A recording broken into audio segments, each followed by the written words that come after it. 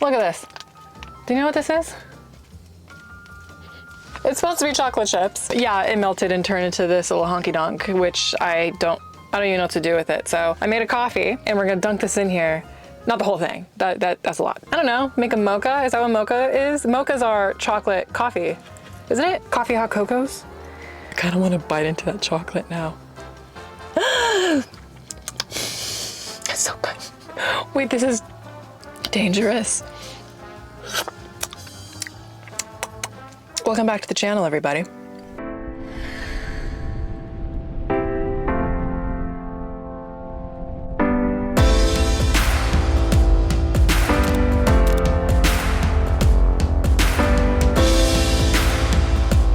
To the channel. If you're new here, my name is Shamblin and I live full-time in this van with my dog Toby. We've been in here for a year now, a whole stinking year, and I'm so excited about it. I cannot see myself living in any other direction other than this right here. Now that I've been in my van for a year, I feel like I have a lot of credibility on the ins and outs of the build for the most part. So in today's video, I want to talk about the top 7 things I regret in my van.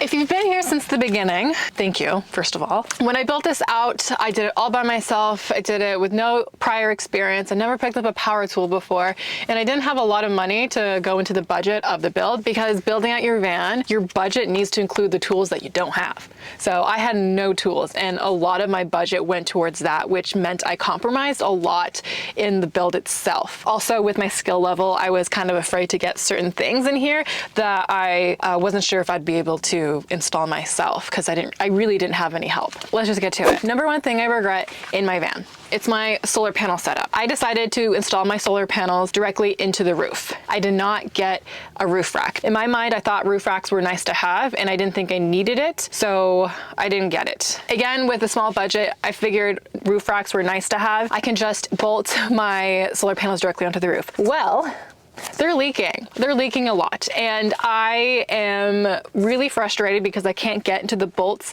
or the brackets that are on my roof to put lap sealant on it. I've put lap sealant on it so many times throughout the year and it's still leaking. So I have a solution on how to fix it, but I just need to get a roof rack first.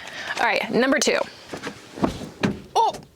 Not installing the back windows. One thing that's been really frustrating while being on the road is not knowing what's going on behind me. My bed is right here, and frequently staying at Cracker Barrels or Walmarts or truck stops, there's activity going on behind me and I just have no idea what it is. I want to know what's happening without having to leave my van and knowing if I need my van to leave. Having windows here and on my sliding door would be convenient when taking Toby out. I like to be stealthy as much as possible and I don't like it when people know somebody's in here. So when I open the door to take Toby out or just walk out myself, I like to peek through the one little window I have here to see if there's anybody walking by or just something. It's really hard to do and I can't see every angle in this little window over here by my bed. In addition to that, having additional windows back there would help give the space a lot more natural light. As you can see, I have all dark stains surrounding my entire van, which makes it a lot darker. I definitely did that to myself. You know what? I didn't have it on my list, but we're gonna give you a bonus regret, and that is painting everything really dark in here.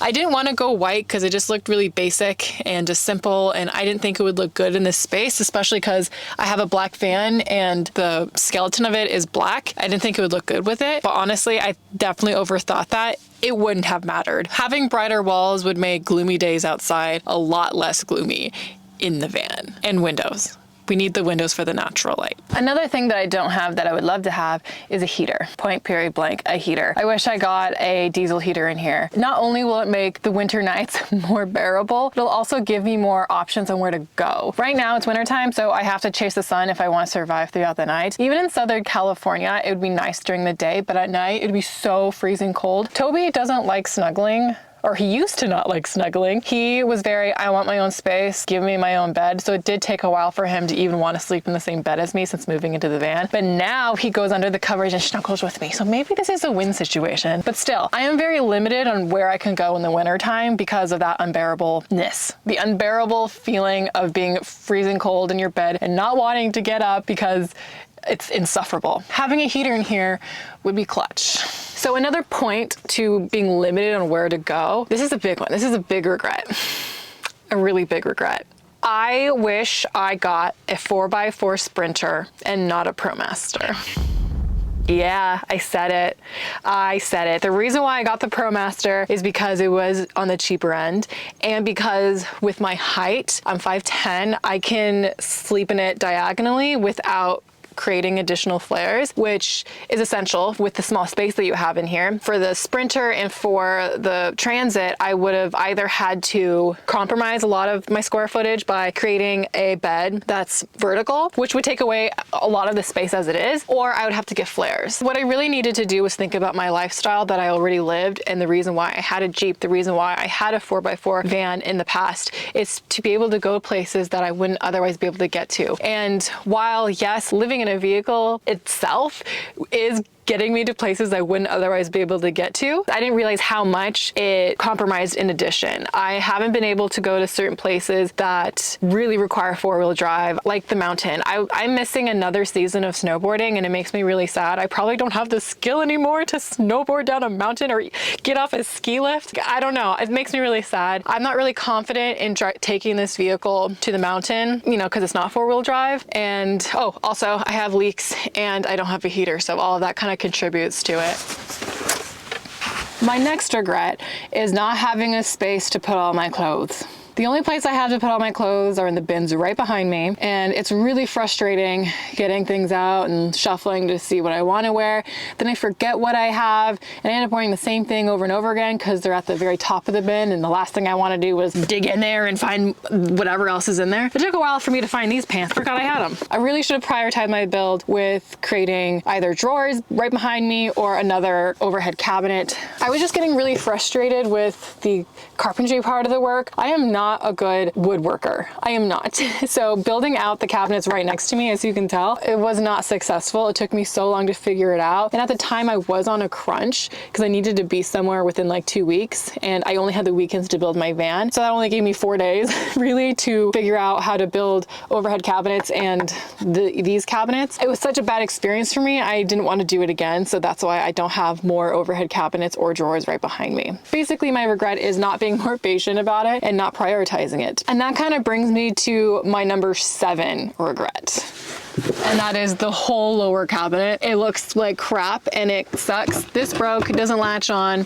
These drawers keep getting stuck and unstuck randomly. There's nothing I can do to fix it. It's just, I don't know. It has a mind of its own, these drawers. The way these walls are built out, they're very bowed. So yeah, it's been making it really frustrating. Again, my regret is not spending more time on it to learn how to do it and to just be a little bit more patient with the work that goes behind making cabinetry.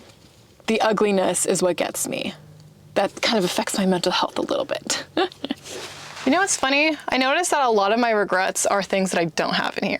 My next regret is not installing a curtain here. I definitely don't regret the window covers back here, but having an extra curtain in addition would be so much nicer. As you can kind of see, if I have a light on in here, you'll still be able to see from the cracks of the covers that there's somebody in here. On top of that, it takes work to put those up.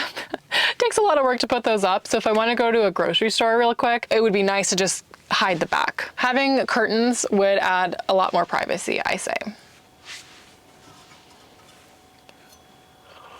I can't go my entire video hating on my van. I really do love my van. The whole van build itself really helped me get through a really rough patch. Without the challenge of building out this van, I would not be in a mentally healthier place that I am now. I talk in depth about my journey of how I got here today in episode 3 of Highway Honeys, the Highway Honeys podcast. That should be going out Tuesday, February, this day. That's when it should be going out. Make sure you check it out if you want to know more about why I moved into the van and how I even got to the conclusion that van life is for me, because I talk in depth about it in that episode. Let's talk about things that I love about my van, not including the fact that I bolted it into my roof. That is a regret, but my electrical setup is still alive and well. I knew nothing about electricity until I started looking into it. It took me months to learn everything, but when I finally got down to installing my electrical system, I was so confident, and I'm glad because I've been in my van for a year, but I had my entire electrical setup 2 Junes ago.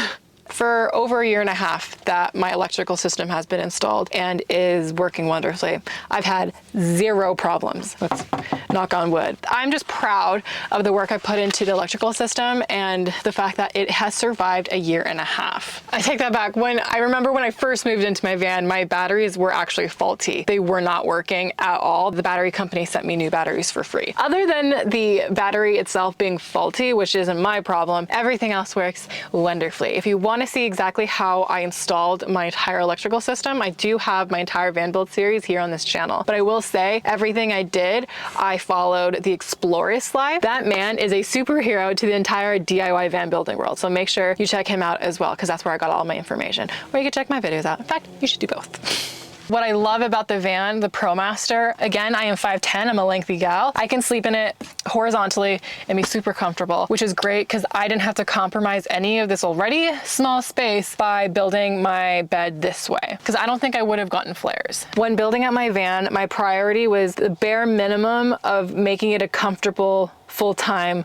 living area. That meant electricity, an outlet, a bed, obviously, a fridge, and running water. And obviously somewhere to cook, but I didn't have to install that. I just got a camping stove. That's the whole theme of this van, the bare minimum required that I felt like I needed to survive. We're gonna add a toilet to that too, because number one, so frequently, I don't know how people do it without the toilet. And maybe because I'm someone that likes the balance of both the city life and outdoor life. Being in the city, if you have to go, you have to go. There's not a lot of stores open at midnight, you know, for example. And then even out here in the Nowheresville, it's dangerous at night. I don't even let Toby out at night when it gets really dark because I'm afraid of coyotes or just anything that might get him or get me while I'm urinating outside. I digress.